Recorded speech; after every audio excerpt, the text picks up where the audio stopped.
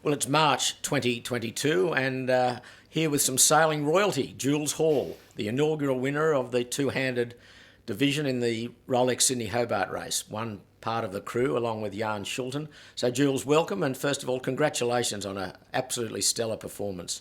But we'll come to your two-handed sailing shortly. Let's begin at the start. Where did sailing become part of your life? Oh, it was a long way away from here, Peter. It was back in the UK where I grew up. So I started sailing down on the south coast of England, a place called Salcombe in South Devon. My parents were keen sailors. They didn't race, but we did a lot of dinghy sailing, and we chartered boats around the south coast of England and down in the Mediterranean on holidays. And then the other place I sailed was on the River Thames in Oxford, which was, I remember sailing. Wow. It was fairly muddy on one side, and the cows would be wallowing in the river. It teach you to tack a top mark, sort of somewhere between the cows, round the bends in the river. So it was a pretty fluky sailing. And what were you sailing there? What sort of dinghies? That was called a topper. Oh, right. So it was a plastic, single-handed kids' boat. You'd learn to get plenty of tacking practice and jibing practice, I assume. Yeah, you had to be pretty good at roll tacking because there was often no wind. Yes. And how did your voyage get you to Australia? How did you end up here? Oh, so my main sport when I was a kid was rowing. So I sailed all the way through, but rowing was my main sport. And when I finished school, I persuaded Melbourne Grammar School to employ me to teach their kids rowing. And so I came over Melbourne Grammar School, yeah. And they said, we'll give you a role if you can persuade your school to take one of our kids. So I set up this reciprocal arrangement. So you applied from the UK to come to Australia? Yeah, I got the phone book, because that long ago, I got the phone book, and all the schools that had rowing clubs wrote to them and said, I've done X, Y, and Z. You should get me to teach your kids rowing. And Melbourne Grammar came up with this deal where I was billeted with 4 families in Melbourne who had kids in the first 8. And so I spent a couple of months with each one, and they fed and watered me. I think I got $50 a week pocket money to cover the other expenses, and I did that for 8 months. It was amazing, and that was I caught the bug. But you must have been a good rower to start with. Yeah, I'd done a bit of rowing. Yeah, I rowed in the British junior team, and that was so I did the World Championships in 1993, and that was Right. So, and then did you stay on in Australia, or did you go back home after that? No, I went back to the UK, did university, and then a bunch of those boys from Melbourne Grammar came over to London. I think I ended up living in a house in London full of Aussies. It got to the point where I was the only Pom in the house. And one of them said, I'm going to go check out this place called Sydney. And that was 2002, and I'd been working in London for 5 years. I thought, I'll come and check it out for a year. And here I am, Still here. 20 years later, proudly Australian. But while you were toing and froing and doing your rowing, were you doing any sailing at all? Yes, I was. Yeah, so I kept sailing all the way through, and I got into laser sailing. I think I had one of the first, it was almost the first laser 4.7 when I was 13, and then went up through the rigs.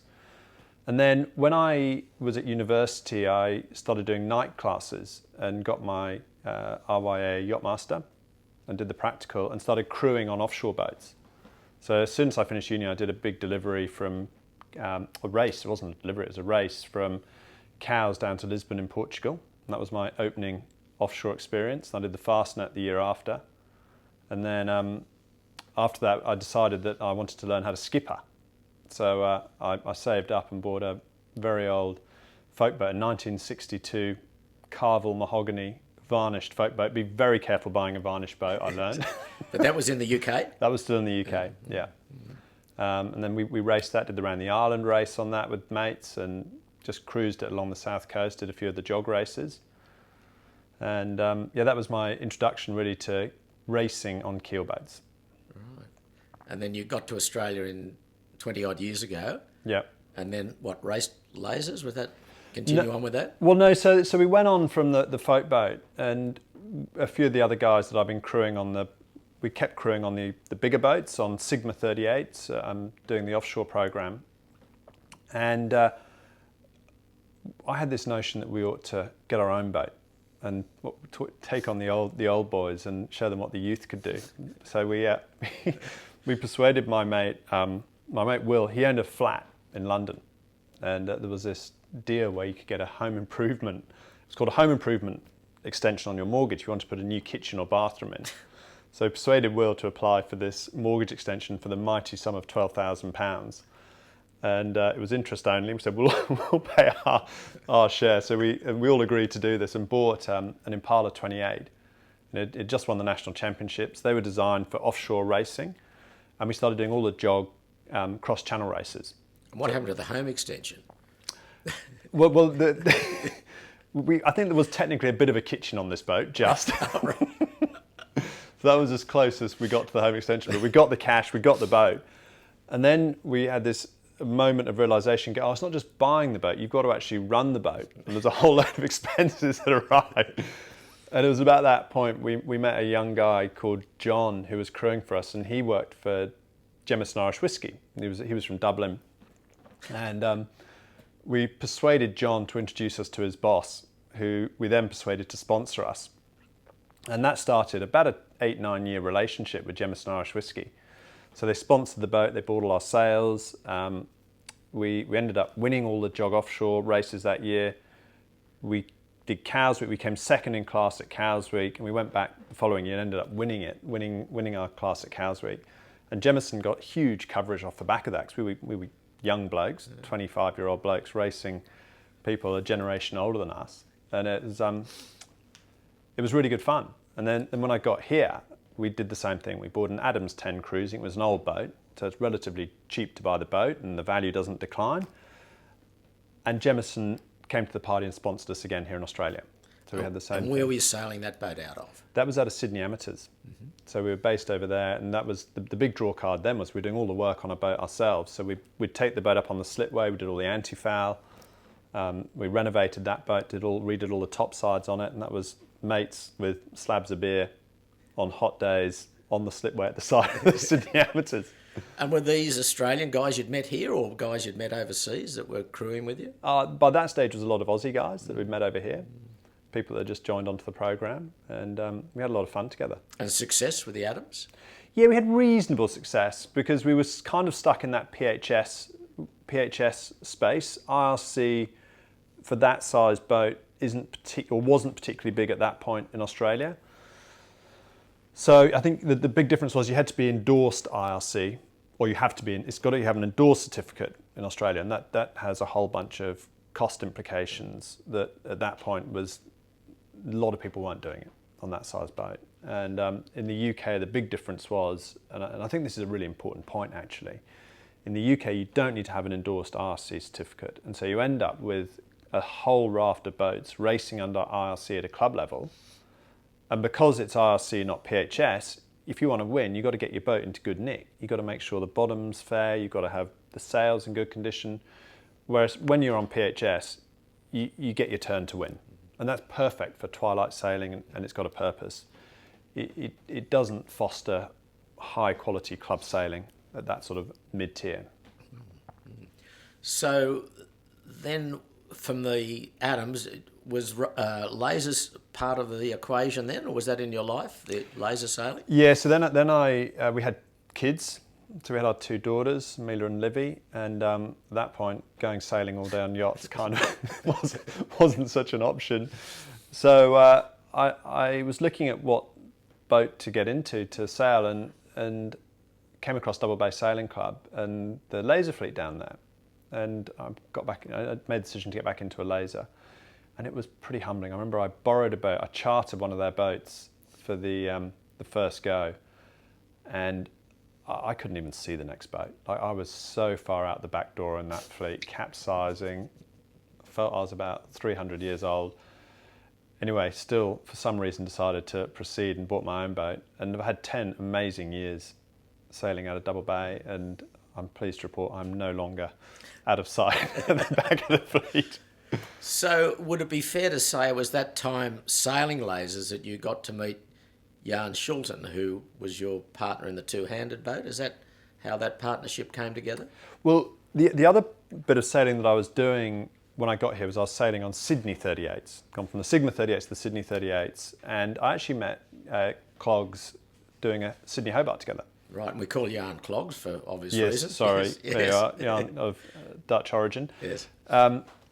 So we were sailing on Swish, Steve Proud's Sydney 38, and I think we did a couple of Gold Coasts, and we did a Hobart, 1 or 2 Hobarts together. So that were your first Hobart races? No, my first Hobart was when I first got here, 2002, with Ray Roberts on Hollywood Boulevard. Okay. The red boat, the Flower 52. That's what I did. I did Hobart in 02 with Ray, 05 with Steve, 07 with Steve, and 2010 with Steve on Swish. So you met Clogs then? That's right. Yeah. And then because we were laser sailing, we were going to a lot of the same regattas, and that's where we really got to know each other more closely, was through the laser sailing over the next 10 years. Well, then how did two-handers get on the horizon for you guys? I blame COVID for that. So it's got a lot to answer for. Yeah, it's got COVID. a lot to answer for. So it was lockdown 1, and it was, what was it, May time, April, May time, wasn't it? So I was actually down at the Laser Masters Worlds in Geelong when lockdown hit in Australia. And it was Sunday, we'd just done the Nationals, the Worlds were about to start on the Monday or Tuesday, and it was Sunday night, they pulled the pin, cancelled the regatta, sent everyone home. So I was sitting at home, and I was reading Yachting World and looking online and looking at the two-handed program in Europe and going, this looks really fun. And it overcame a couple of the problems that I think the bigger boats face from an offshore perspective. You don't need to coordinate the big numbers of crew, which is very time consuming. And I'm at a busy stage of life. I've run my own business. I've got a young family. So that was a big attraction. But the two main points were you're doing everything. Like you're skipper, navigator, cook, bottle washer, engineer, rig tuner, forward hand. the whole lot. Yeah, and that's really fun. So you're mentally highly engaged. And the other thing that had happened relatively recently was boat design had evolved. So there were a number of boats that had been designed and built over in Europe to cater to the growing two-handed program there. So things like the Sunfast 3300, J99, which we ended up going for, and I think I spoke to you about this before. We looked very closely at what was the right boat to compete on the east coast of Australia. And those two designs particularly, they're very seaworthy, reasonably high performance boats that you can sail very comfortably two-handed in offshore races. But then how did it click to say, look, I'm going for it, I'm going to get Clogs on board? How did that all evolve? Yeah, then I blame Clogs. Right. So I rang up Clogs and I say, I've had this crazy idea, and the Hobart two-handed, what do you reckon? Is it absolutely absurd, or should we go for it? And Clogs is ever the optimist. He's like, mate, great thought. We've got to explore this more. And then he rang me up and said, hey, look, there's a J99 here up in Newport. Maybe just come and have a look at it. And so it was the first boat that was in Australia, and went up, had a look, had a test sail on that boat. And looking at the kind of race, like that was where I started talking to a lot of people. I think that's where I spoke to you, Peter, and a bunch of other people. The east coast of Australia, it's essentially windward lured racing. You've got a nor'easter sea breeze, or you've got a southerly, and the J99 goes very well upwind, downwind. There's other boats that are more optimised for reaching, which we're not so optimised for that. So made the decision to go for it, and we've done a fair bit of cruising as a family. So we've chartered boats, and it's got enough comfort that we felt as a family we could cruise on it, which we've certainly done as well, like been up on the Pittwater and Hawkesbury and stuff. So you entered for the 2020 race, which subsequently was cancelled. Is that right? Were you No, I wasn't. So I only got the boat beginning of December 2020. So we weren't entered for that race. Right. Okay. So once you got the boat and you'd chosen Clogs as your partner, then obviously 2021 Hobart was the goal. Yeah. So how much training did you do leading up to the 21 race? So that the goal was very clear what we wanted to do. We 2021 Hobart was the plan from the outset. So we started off training. I think we had our first sail together mid-January. We had the lockdown, didn't we? We had that Christmas lockdown. So we were meant to go do a bunch of sailing over Christmas. That got canned because of lockdown. So I think it was late January when we first got on the boat together. Sorry, could I interrupt you then? Did you have to do much to the boat to make it a ultimate two-hander, or was it pretty well set up for two-handed sailing? We didn't have to do a thing. We changed some of the sails were, we had an inshore set of sails, so we had to change those to offshore sails, the main particularly, but the boat itself we didn't have to do anything. So it was all ready to go. In fact, that's how they come out of the factory. So then the first goal was Coffs Harbour. So we did a whole bunch of training on the harbour, then we had a really windy night sail up to the Pittwater, sort of 30 knots on the nose, skirting around I remember skirting around the edge of this thunderstorm, had the electrics off in case it got too close to us, pitch black, bouncing up, got the boat into Newport, and then the floods came. So we had those horrendous floods last March, April, and Coffs Harbour race got cancelled. So that's okay. So we did more training, and we were getting out pretty regularly off Sydney Heads. And then Gold Coast was the next race. So we're lined up for Gold Coast. And I hadn't been doing a lot of offshore sailing for 10 years. So I had a degree of anxiety about, I was 10 years older. Yes, I'd done a lot of offshore sailing, but I'd been out of the game for a while. So I was desperate to get that first race under the belt. And then lockdown came back in, and then the Gold Coast race got cancelled. Now, the one saving grace was we were able to sail with two of us on the boat. So we were out pretty much every single weekend from, it'd been June time onwards. Because COVID allowed that, didn't they? You couldn't have a fully crewed boat, but you could go with two of you. We could do that. It fell right into you. Yeah, that was pretty good. And we were we were diligent. If there was windy weather coming and it was a weekday, we'd try and clear the diaries and get off the heads and spend a few hours going down to Bondi and just understanding how we needed the rig set up, what sails. So that was actually turned out to be really good. So we had, it was June, July, August. We were doing a lot of sailing. I reckon we were out once a week, and a lot of phone conversations in between time. We had evolved the sail wardrobe by that point, so we got that ready for what was going to be the Gold Coast race. Then we set up a unofficial training race up to Bird Island. So as soon as we came out, we were getting out the back of lockdown, I think, because then the next challenge was the Blue Water point score got pushed back. So we're starting to get a bit nervous now because we just hadn't had the long races leading up to Hobart. We had Montague Island on the dial, which we were looking forward to doing.